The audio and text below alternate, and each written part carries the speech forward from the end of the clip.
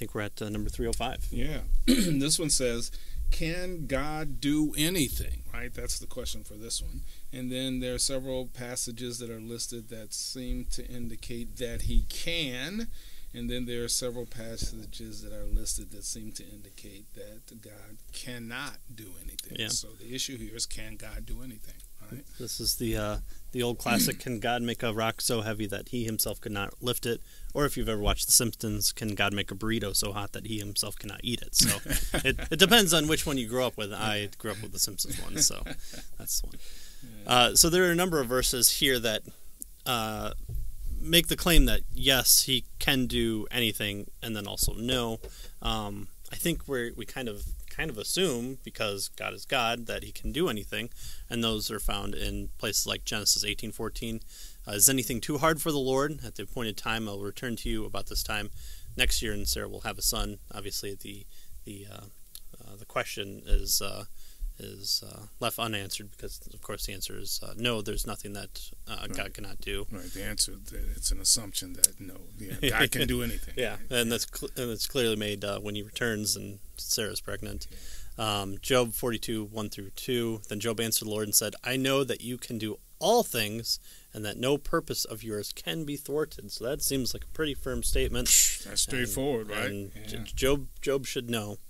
But in the book of Judges and Mark and Hebrews, it says this for Judges 1:19, and the Lord was with Judah, and he took possession of the hill country, but he could not drive out the inhabitants of the plain, because they had chariots of iron. Mark 6:5, and he could not, meaning Jesus, could do no mighty work there, except that he had laid his hands on a few sick people and healed them.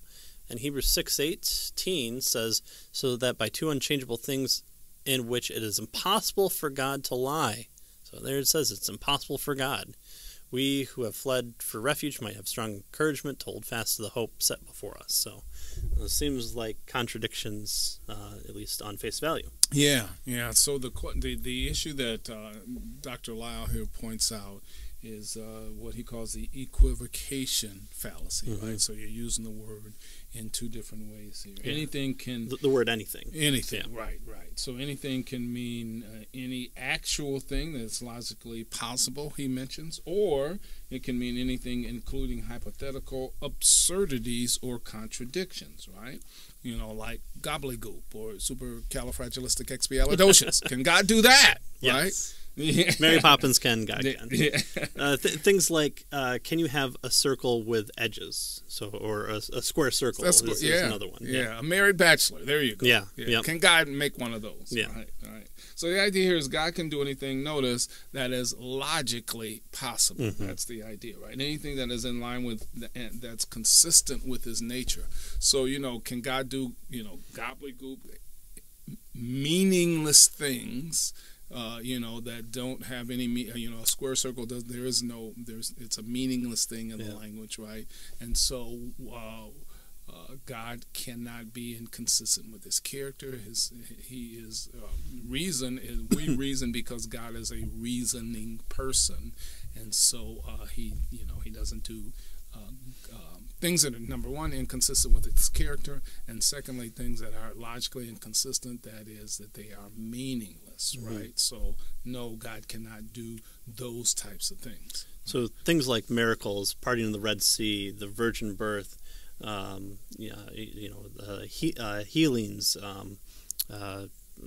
earthquakes. So they violate the laws of nature, but they're not meaningless or illogical type of things, right? There is the ability for God to step into creation and make physical changes, hold the sun in the sky so that a battle can occur for another day with sunlight occurring. There's no logical contradiction there. We might say that it's impossible, but it's impossible in the sense that these aren't the normal events that should occur. Right. But this isn't God making a rock so heavy he himself cannot lift it, or having the laws of logic violated. God can't put a car out of the garage and have it be in the garage at the same time, unless if it's a trick of the light or something with an explanation where it doesn't violate how God thinks or how God acts, like or his character. In Hebrews 6:18, it's impossible for God to lie. That's a great thing to know. In fact, that's one of the big things that the Judeo-Christian God, the biblical God, has over, let's say, like the Allah, who is so above his own word that he himself could violate it.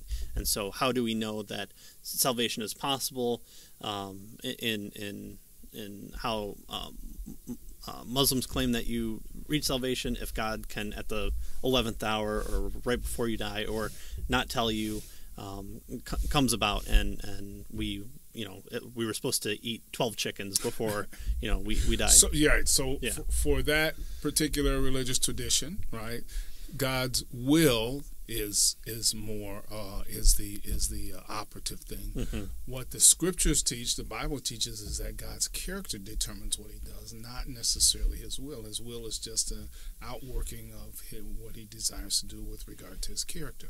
So God's character is that he is truth, right? God is truth, and so he cannot lie. So as a result of that, obviously, lying has to do with not something that's not truthful. God cannot do that because his character dictates that, and so he can't violate his character.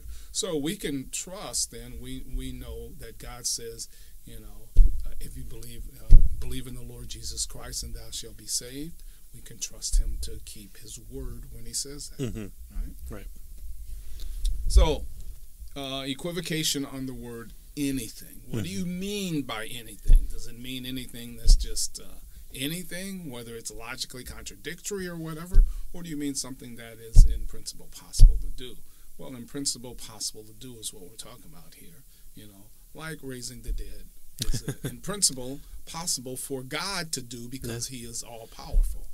Yeah, or saving dead men to life. Yeah, bring people back. Yeah, bring people to life because of his salvation efforts. All right, so that's so yes, God can do anything, or no, God cannot do anything, depending on what you mean by anything. Mm-hmm. Right.